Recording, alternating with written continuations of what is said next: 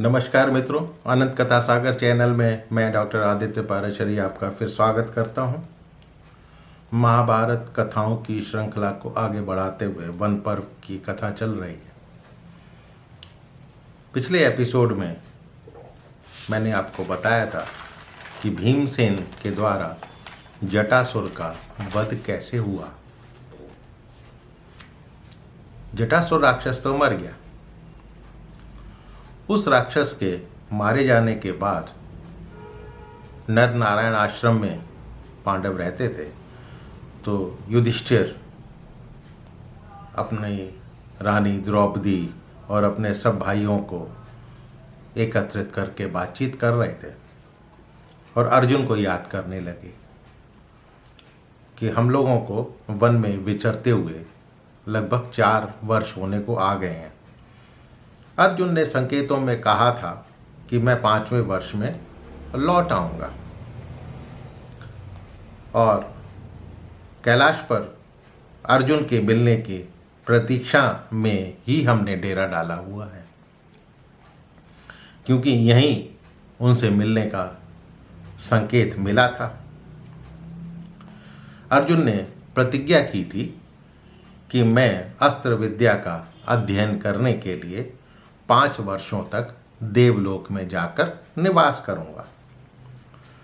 तो यह कहकर ये बातचीत करके पांडव गंधमादन पर्वत के पिछले भाग यानी पृष्ठभाग की तरफ पहुंच गए, जहां वृषपर्वा का आश्रम था। वृषपर्वा ऋषि का आश्रम था। वृषपर्वा ने जब उसको पता लगा कि पांडव आए हुए हैं तो बाहर निकले और उन्होंने पांडवों का अभिनंदन किया और पांडव वहाँ पर 7 दिन ठहरे। 7 दिन ठहरने के बाद 8वें दिन उन्होंने वहाँ से चलने का प्रस्थान का निश्चय कर लिया और अपने साथ आए हुए ब्राह्मणों को उन्होंने धरोहर के रूप में वृषपर्वा को सौंप दिया कि अब आप ही इनका पालन पोषण कीजिए। आगे की यात्रा में ये हमारे साथ नहीं रहेंगे, हम नहीं चाहते कि इनको कोई कष्ट हो। आभूषण और जो भी उनके पास शेष सामग्री थी, रथ सारथी, वो सब उन्होंने वहाँ पर सौंप दिए।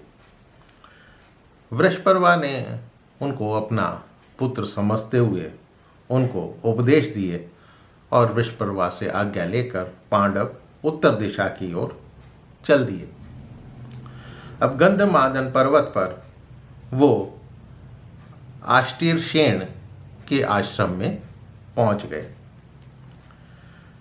तथा आष्टीरसेन के चरणों में प्रणाम किया। राजर्षि आष्टीरसेन ने कुशल क्षेम पूछते हुए प्रश्नों के रूप में पांडवों को धर्म का उपदेश दिया। प्रश्नों के रूप में, भाई क्या तुम इस तरह से आचार विचार करते हो? क्या ब्राह्मणों को योग्य सत्कार दिया जाता है? इस तरह से कहते हुए उन्होंने उनको उपदेश दिया और कहा कि पांडवों, जब तक तुम्हारी अर्जुन से भेंट ना हो तब तक तुम लोगों को यहाँ निवास करना चाहिए और यहाँ रहने वालों को चपल नहीं होना चाहिए, उछल कूद ज़्यादा नहीं करनी चाहिए। तुम यहाँ अपनी इच्छा अनुसार घूम फिर कर लौट जाओगे और शस्त्रों के द्वारा जीती हुई पृथ्वी पर शासन करोगे, पालन करोगे उसका। अर्थात उन्होंने उसी समय आने वाले महाभारत युद्ध का संकेत दे दिया था। पांडवों को उस आश्रम में रहते हुए 5वां वर्ष बीत गया। वहाँ पर लगभग 1 साल 1 वर्ष जो है वहाँ पे रहे। अब उसके बाद पांडवों के साथ क्या होता है वो अगले एपिसोड में। मेरे चैनल को सब्सक्राइब करना मत भूलिएगा और अपने इष्ट मित्रों से इसको शेयर अवश्य करें। तो मिलता हूँ इस कथा को आगे बढ़ाते हुए अगले एपिसोड में और तब बताऊँगा कि भीमसेन ने मणिमान राक्षस का वध कैसे किया। नमस्कार।